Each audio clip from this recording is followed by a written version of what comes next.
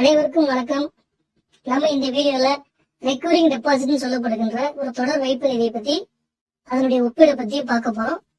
மத்திய அரசின் நேரடியாகவோ மறைமுகமாகவோ கண்காணிப்பில் இருக்கக்கூடிய நிறுவனங்கள்ல இந்த தொடர் வைப்பு நிதி செலுத்துறதுல யார் நமக்கு அதிகமான வட்டி தராங்க, எது நமக்கு அதிகமான லாபத்தை கொடுக்குங்கிறத பத்தி இந்த காணொலியில பார்க்க போறோம். இதுக்கு முன்னாடி மந்த்லி இன்கம் ஸ்கீம்ல இதே மாதிரி மத்திய அரசு துறையில் இருக்கக்கூடிய நிறுவனங்கள்ல யார் அதிகமான வட்டி தராங்கன்னு ஒரு வீடியோ நாங்க போடணும். அந்த வீடியோ பார்க்காதவங்க கமெண்ட் பாக்ஸ்ல உங்களுடைய வாட்ஸ்அப் நம்பர் கொடுத்தீங்கன்னா நாங்க வீடியோ அனுப்பிச்சு வைப்போம். வாங்க இந்த வீடியோக்குள்ள போலாம். முதல்ல நம்ம பார்க்க போறது போஸ்ட் ஆபீஸ். இவங்க பாத்தீங்கன்னா 5 ஆண்டுகளுக்கான திட்டம்லாம் வச்சிருக்காங்க. அதிகபட்சமா 5 ஆண்டுகளுக்கு மேல இதுல நம்ம முதலீடு செய்ய முடியாது. வேணும்னா அடுத்த 5 ஆண்டுகளை தொடர்ந்துக்கலாம். இவங்க 6.7% வட்டி தராங்க. குறைந்தபட்ச முதலீடு ரூபாய் 100 முதலீடு செய்யலாம். அதிகபட்சமா எவ்வளவு வேணாலும் போட்டுக்கலாம். 18 வயசுக்கு மேல இருக்கவங்க மட்டும் தான் இதுல முதலீடு செய்ய முடியும். இதுல ப்ரீ மெச்சூரிட்டி கொடுக்க மாட்டாங்க.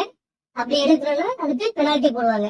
அடுத்ததா பாத்தீங்கன்னா தேசியமயமாக்கப்பட்ட வங்கிகள் 3 ஆண்டுகளுக்கு வரைக்கும் 6.75%, 3 ஆண்டுகளுக்கு மேல உள்ளவங்களுக்கு 6.5% வட்டி தராங்க.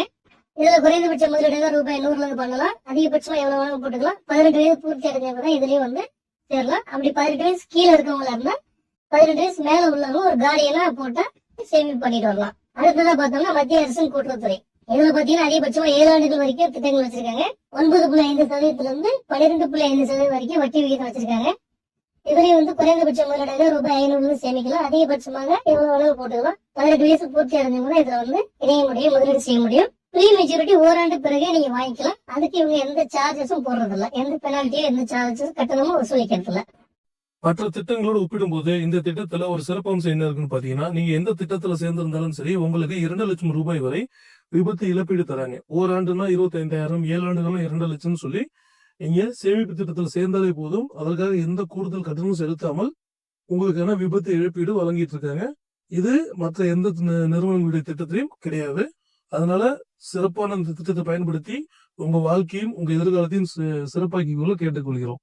இன்னைக்கு நம்ம மாதம் 5,000 செலுத்தக்கூடிய ஒரு ஒப்பிடா, ஒரு உதாரணத்துக்கு 5,000 மாசம் செலுத்திட்டு வந்தா போஸ்ட் ஆபீஸ்ல எவ்வளவு கிடைக்கும் அப்படிங்கறத பத்தி பார்க்க போறோம். போஸ்ட் ஆபீஸ்ல பாத்தீங்கன்னா மாதம் 5,000 செலுத்தினா 5 ஆண்டுகள்ல 3 லட்சம் ரூபாய் அசல் செலுத்திருப்போம். அவங்க 56,830 ரூபாய் வட்டி போட்டு 3,56,830 ரூபாய் நம்ம கொடுக்குறாங்க. அதே மாதிரி பேங்க்ல 5 ஆண்டுகள் செலுத்திருந்தோம்னா 3 லட்சம் ரூபாய் அசல் கட்டியிருப்போம். 54,957 ரூபாய் வட்டி போட்டு 3,54,957 ரூபாய் நமக்கு கிடைக்குது.